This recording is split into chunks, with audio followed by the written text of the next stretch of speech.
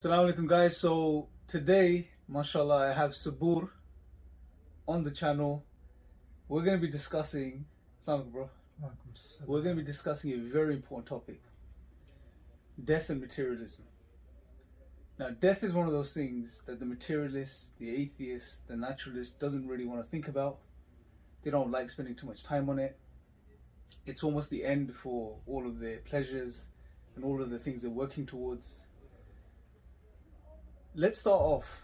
First thing I want to ask you is... Let's actually start with the oxymoron. Okay. Yeah.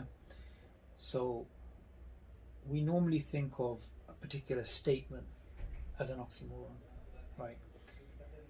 Like a violent pacifist or something like this, right? Yeah. This posture of this... I was going to get to that, but yeah, you want to go there straight away. This posture of this skeleton, this is like an oxymoron, because you can see the guy's relaxing, looks like he's chilled out, having a beer. Normally when you see a skeleton, right, you see it as in the grave, or you see it like these types of fake skeletons, you see them like somewhere like a medical thing, right?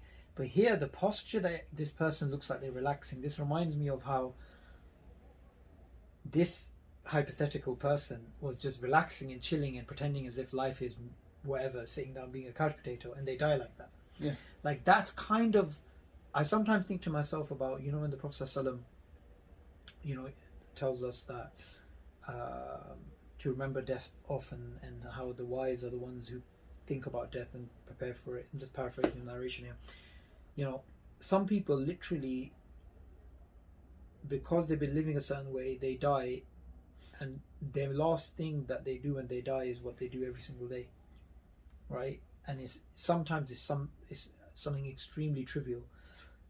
I mean, really and truly, if you think about it, and this is something scary, I think, for everybody, is you and I and everybody, we spend a lot of our time scrolling, like YouTube, Twitter, whatever, scroll. Even when you're talking to somebody, check your phone, scrolling. What if you die like that?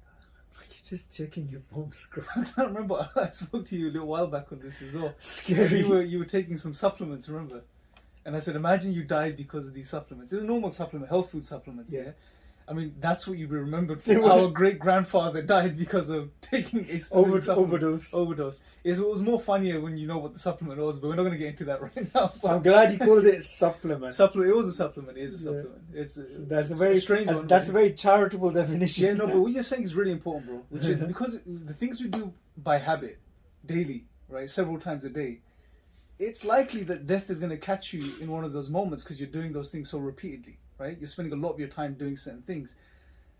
But what's really interesting, bro, like you mentioned about the posture, I didn't think of it like that, but this is almost the posture of the materialist today, if you think about it, which is they're relaxed, they're laying back, they think they have all the time in the world to do whatever they want, amass as much wealth as they can, make as much of the world as they can, but they don't realize, or they don't like to think about death. Yeah. That not only that it's inevitable, but that can happen at any point or any time. Right? It's not that there's no guarantees, bro. You're going to live to 60, 70, 80 years old. For no one. No, neither the atheist or the naturalist, whoever's out there. So, doesn't it concern them to really think about, or don't they understand the sort of absurdity of, well, I am working so hard to make as much as I can in this world. But when I die, none of this is going to go with me. Okay, now, you raise a very important point. One is, they don't think about it. Right, and they just leave it. Secondly, people have this idea of, when they look ahead, that they have eons and endless deserts of time. And the fact is, you don't. You actually don't. People die all the time. People have, you know, you automatically, like, Bruce Lee was so healthy. He was, I think, not even 35 years old, and he passed away or whatever, right? So people pass away all the time. And it's a type of, you know, sometimes, for example, I think to myself, these people who spend their time online, say, arguing against God, and, you know, oh, yeah, you know, I'm an atheist, I'm happy, I'm this, I'm that, whatever. I just think to myself, maybe that is where they're finding that meaning, that they're keeping themselves busy with something, and that's the distraction to avoid the white, elephant in the room, which is very clear. You're mortal. You're going to pass away. It's all going to come to an end. And maybe this is also why, and I don't mean to speak about I'll say it anyway. It's one of the reasons why people, live a lifestyle like music, drinking, these things. It's a type of escapism. Yeah. Continuously escaping from reality. That's what it really is. If you really think about it, Islam is a religion which makes you very realistic. And these other philosophies, they just get you drunk and high and try and keep. And that's why when people lose the rhythm of earning money and for example, a normal person, they need to work. Once they work, they have the weekend to drink and to party or whatever, and then they go back to work. Yeah. But when somebody ends up with like a lottery winner, they go from this routine to just having endless money. Sometimes they have overdoses, or they are partying all the time. They're like, this is crap. I never thought it would be this bad. This is absolute rubbish. Yeah. This is filth. Like every single day just doing the same thing. Mm. You find this amongst people. Okay, yeah. Every single day they're just like drinking the most expensive wine, going partying, going on their private jets or whatever, and every single day, and it's like there's no meaning to it. And those people get depressed. So I think escapism is a type of philosophy which a lot of people are living nowadays. Yeah? So what we're saying is they're escaping through a type of philosophy which is live a hedonistic lifestyle, do whatever you want, enjoy yourself, make as much money as you can, distract yourself. You made a few videos on this previously on your channel as well, on dopamine, don't be a crackhead, basically. Do you think that ties in? Do you think there's a serious dopamine trigger here that's going off? It's a very good point, yeah. So dopamine in of itself is not a bad thing. Mm. Just in the same way that sugar or carbohydrates are not a bad thing. Yeah. But it's or eating, for example, eating is not a bad thing. Mm. But if you are eating absolute junk, things with zero nutritional value, and you are basically ending up with diabetes and blood pressure and these types of things. So dopamine is neither good, no, you can't say it's evil, you can't say it's all the time chasing after it is whatever. What it is that if you had no dopamine, right, and you're just like, and they've done some study, I remember reading or hearing about this study about mice, where they take out the ability for the mice to produce dopamine, or I don't know how they do it. Yeah. But then they'll have cheese in front of them, they'll just have no willpower to go and eat it, because the dopamine is like, it triggers you to take action, it's a neurotransmitter and whatnot. So Islam, what does Islam do? Islam, because look, you can get dopamine from an apple, or you can get it from a jar of sugar. Yeah. Right. So Islam has this system where you are getting your happiness, and you're getting triggered in terms of dopamine and whatnot by things which are good. So the worship of Allah. Why is it like here in London, right, especially this probably happens less so in the Muslim world, because there's so many masajid. In the West there's less masjid, so that's maybe why this happens. So many times in Ramadan, people are flocking after iftar to try and go to the mosque, because they know that, okay, if I don't get in there on time, then there won't be no place in the mosque. Yeah. Then there's people who hunt around for that mosque has amazing recitation, and it goes there. Some people, they start having dopamine triggers about the feeling of Taraweeh while they're having iftar. Yeah, I even remember there's one brother who's very, very spiritual, right? And his salah is very long, and he's very. I remember once that somebody was praying sunnah prayers, and that brother saw him, and nobody else was there, it's just me and that guy looked at him, like the brother who saw the other guy praying. Then he went off and he prayed himself. Like sometimes, like somebody who's getting the haram dopamine thing, it'll be such a thing as they'll see a haram image of a woman or whatever, and then they'll go for a number, whatever. Some people, the dopamine for them is simply that they hear, oh, this person, they're reciting the Quran, oh, I'm going to go home and listen to a lecture. Like, So you get it through other means. And the thing with the dopamine, and inshallah in a few days time, I'm going to be releasing an article on my website, because I wrote an article on dopamine and this type of stuff, yeah? Is that some people, they get it, they're involved in certain bad habits, so casual sex, drugs, you know, all these types of things. So their dopamine, they're continuously stimulating themselves to a point where they're not happy anymore. They need more and more and more. They need more and more and more, Stimulus. to the point that it just doesn't work, right? How is this linked to social media? Same thing with social media. Everybody that uses social media, after they go on a binge for 2-3 hours, they just don't want to touch their phone for, like, they're like, I'm sick of this. Yeah. But then they'll go back to it. Yeah. And that's because they've done it so much, it's meaningless. And then they also think to themselves, how did I go from watching a cat video to watching this video to watching this to watching this to watching this? And it is a type of escapism. It is a type of mirage chasing. And the most dangerous thing about social media is we live in an era in which it's a celebration of the ego. Right?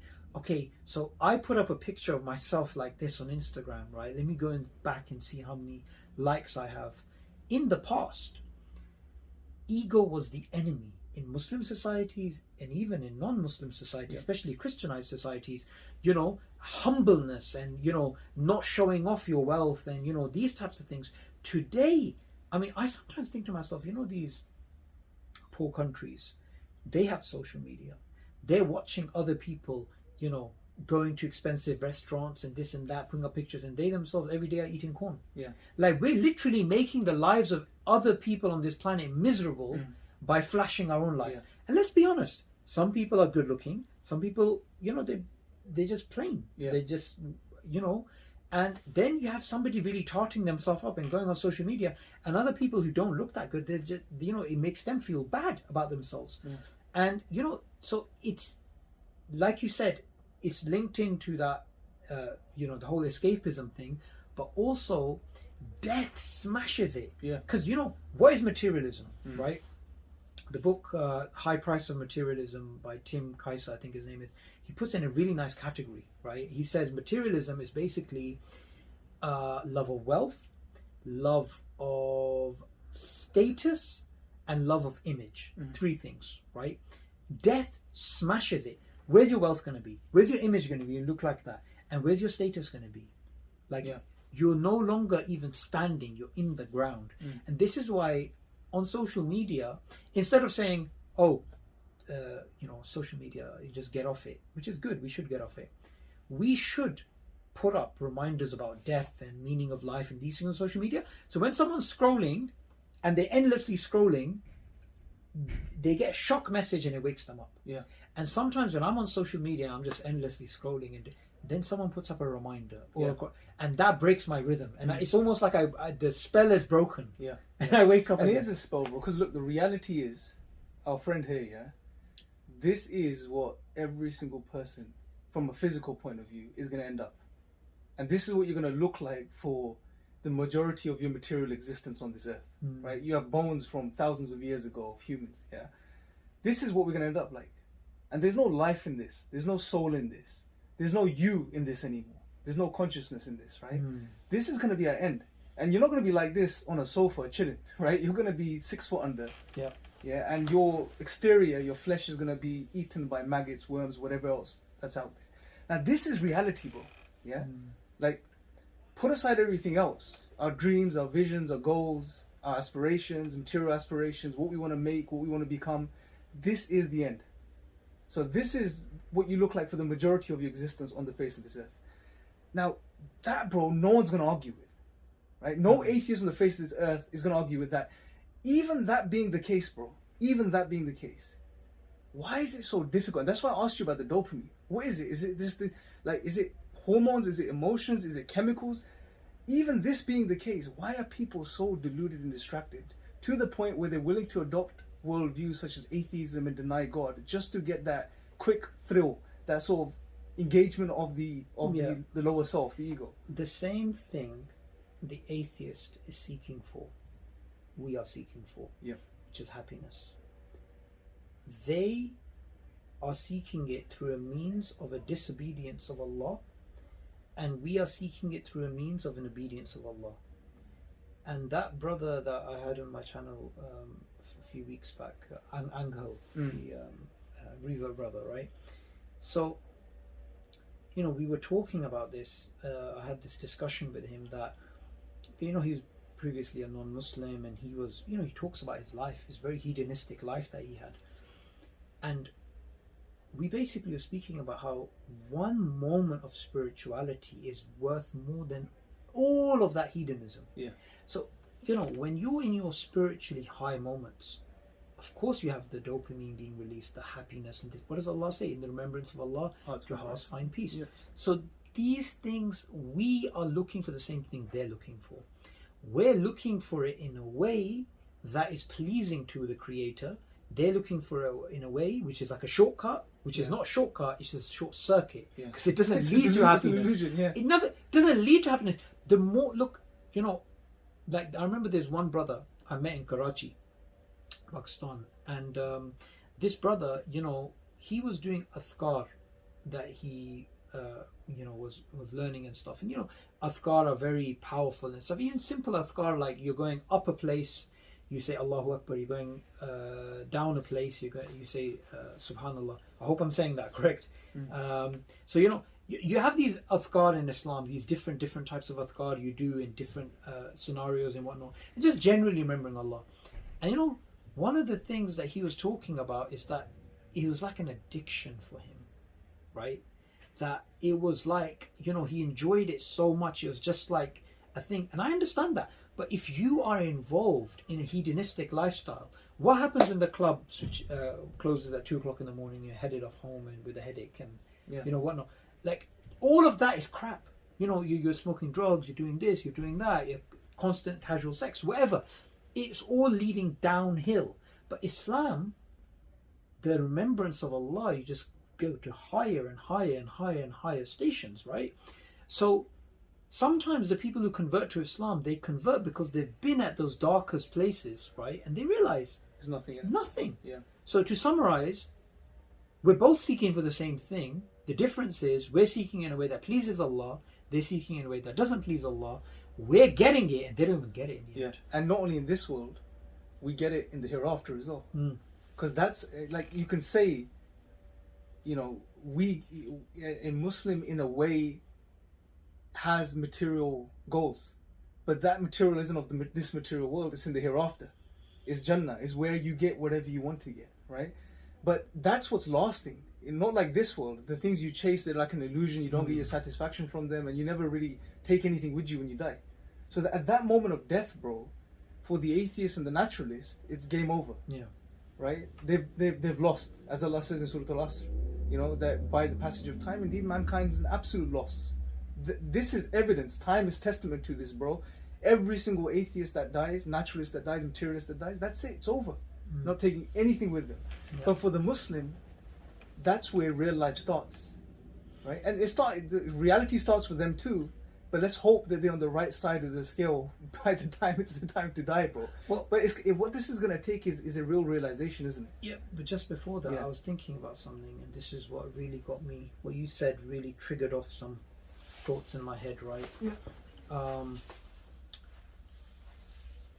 Just having the answer, right? Even if you don't go through those highs in Islam of Ibadah, which we all should try and achieve, strive for it. But just having the knowledge, everything is by the decree of Allah, and when this life is over, then we have a journey back to Allah. And having that in your backdrop, and that existential anxiety or trauma, we should really say, that people have, which would go away totally when you're a Muslim, because you understand, then in a way you're constantly in a state of, okay, you're calm. Yeah. It's like someone gives you an injection, you know, you're calm. Because look, I was actually thinking about this. My auntie once said this, that imagine in Islam if there's no forgiveness, that you did a major sin and there was no forgiveness, right? You can't say kill someone, we don't really have experience of killing people, We don't. Just clarify that. Yeah, You said that clear enough, bro. So, you know, a major sin, right?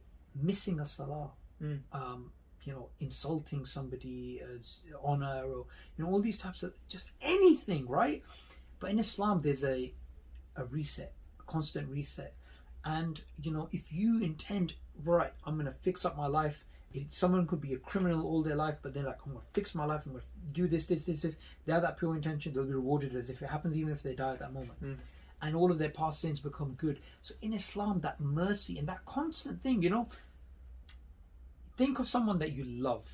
Some people, obviously, mum. Some people, well, they won't say mum, they'll say their husband or wife, or sometimes even brothers and sisters. Like they have good relationships. Imagine if you said to them, imagine someone that you love, and they're constantly like watching you from a safe place where you can't see them. How would that make you feel? Like, oh, it makes me feel good. Well, nothing's like Allah, and this example is not like Allah. However, Allah loves us and is in complete control and power, and that's we have way more of a reason to be comfortable than if our relative was watching us and taking care of us, or say the city of London, it was controlled by somebody that you love and they love you. In a way, you'll walk down the street and you'll be like, yeah, what? Yeah, I know the boss.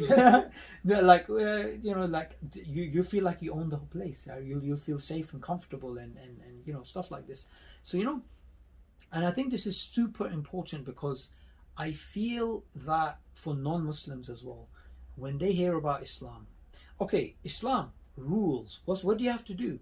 Right, beard, hijab, don't drink, no pork, no sex, this, whatever. Okay, like, why? But if you say to them, this is Islam. Islam teaches you to worship God alone. Love, hope, fear should only be really for Allah. So it should be for Allah the most. And we only worship Allah. And, you know, all this powerful relationship things, then all these things come easy. You know, don't do this, don't do that. That's like no problem. Yeah. Right? So, bro, give us, I know we're going to carry on, but this is going to be too long to upload otherwise. Yes, I want you to give us a sort of, give us a 2 or 30-second advice to anyone that's I want to hear from you before we do that. Yeah, no, I mean, what you're saying, I agree. Because you spoke less than... No, that was the whole point. That's why I wanted to get you on. No, but what I said here, I know you have something to say about that. No, I don't, but if you want me to, I will say something about it. But look, I think you're absolutely right. It's Islam, what Islam does, it fundamentally gives you a foundation, a rock solid foundation to stand on. You know, it answers your existential questions. That's a solid ground. Even if you don't get anything else good in this material world, you're solid, you're good. You have that tranquility, you have that peace on that level. And then on top of it, when you realize that, you know, there's goodness that you'll get in this world, there's goodness you're going to get in thereafter, there's an eternal life coming. But all of these things are beautiful, right? An eternity of peace and tranquility without hardships and trials, where you get whatever you want. That's the true goal of every single human being, right? But that's only going to happen when you realize the truth of Islam, right? And at the very least, what we've been discussing, this should encourage you to look into Islam. Yeah. Not that it's a definitive argument, but it should encourage you to look into Islam. Yeah. Whereas, what do you have instead of that? If you deny God, you deny Islam, you know, you deny the hereafter, all you have is this life. And the reality of this life is this friend of ours that's sitting in the middle here. That's what you're going to end up. You're taking nothing with you, bro. A janitor ends up in 6 foot under, so does a millionaire. You know, they're not taking anything with you. You're not taking anything with you. So it's a delusion, bro. It's a mirage that people are chasing, you know. And it's pointless. Life is pointless. Put it like this. If I know that there is a disease I have, and there's a town 6 kilometers away, right, from here, and you know, I can basically walk to that town, and that's where I'll find my cure, and you know, I'll do that. And if, say, somebody says to me, there's only a 20% chance that there's a cure there, I'll still go and look. 10% chance. Okay, it's a life-threatening disease, and 10%, yeah, I'll take my chances. You go there, you don't find it, you find that it's just, I don't know, circus or something, Then you go to another town. You keep looking. You keep searching because you're like, okay, I need to. And that's what you find amongst people who are near their death, but they want to live. They will go to any extent. You'll have people, we say miraculously, right? Because deep down, all of us are capable that when we love someone, we're willing to do unbelievable sacrifices for them. But at the same time, that, you know, when our lives are in danger, we love our lives. We are sometimes willing to do the most extraordinary things just to keep alive, right? There's a guy I was watching, he had like an iron lung or something. I don't know if you've heard of people with those types of things. And he's been on this like... in a box. Yeah, for that type decades. of thing. Yeah. Yeah, you've seen stuff like this, yeah? It's crazy. So people they just want to live.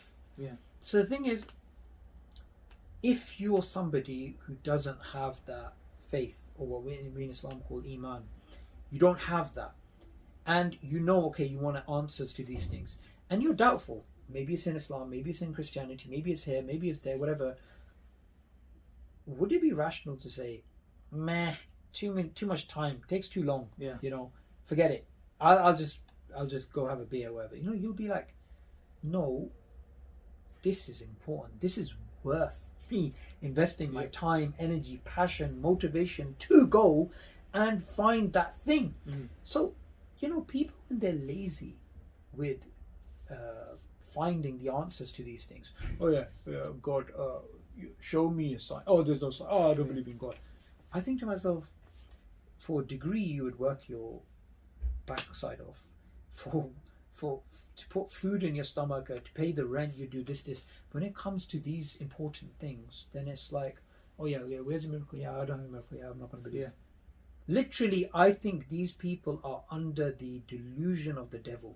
They do not understand that they are in a very dire situation, and that's what in Islam we say the devil or shaitan. That's why, you know, they're distracted with these things, small things, you know? And how can you imagine you have your favorite meal in front of you and you haven't ate in, say, 2 days.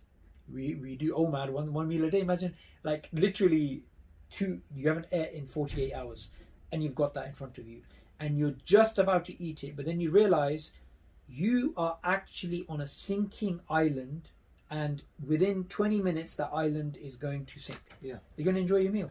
You're going to lose your appetite straight away. So that's the thing. That's why. And you know, I made this video, volcano, ice cube in a volcano. I don't know if you saw that. But how Muslims fight off desires when, you know, these desires look overwhelming, but they're not for the Muslims. Why? Because we're in that situation.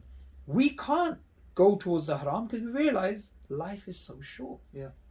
How can we give up this, the eternal life for these petty little things? Which is why we, in a way, that's what keeps you disciplined. Death equals discipline. Right? And this is a good point, bro, I think, to sort of wrap up on, which is get serious, wake up from that sleep, that delusion. And one of the best ways to get yourself up is to realize that when you die, it's not coming with you. And you're going to die. You can't run away from that. And I think that enough, like you said, death is a shocker. It wakes you up. And that's why it's encouraged in Islam to think about death, contemplate death. And this is what people need to do. And when they do that, they'll realize the severity of the situation. And when they do that, then they will move into action. You know, because when they don't and they're lazy, like you said, it's because they're in a state of delusion. You know. But anyway, Jazakallah khair, bro. I know you had a lot more to say, but inshallah we're going to save it for another video. But this is good. This reminded me of the LDM days. Yeah, we should do more of these. We used to do. You know, somebody, funnily enough, was saying, "Oh, are you not friends with Imran Hussein or something?" I was like, "What the heck? What is this?" Because you know, we went off. We were first doing LDM, then we were doing our separate channels, and like we didn't do any videos together for a while. So somebody online just thought like. Yeah, plus because I attack you on your comments, you probably don't read them. Like with the sheep one, I left a nice comment for you. Check it out. The sheep video. Oh, the evolutionary sheep or something. Anyway, Assalamu alaikum, bro. Why?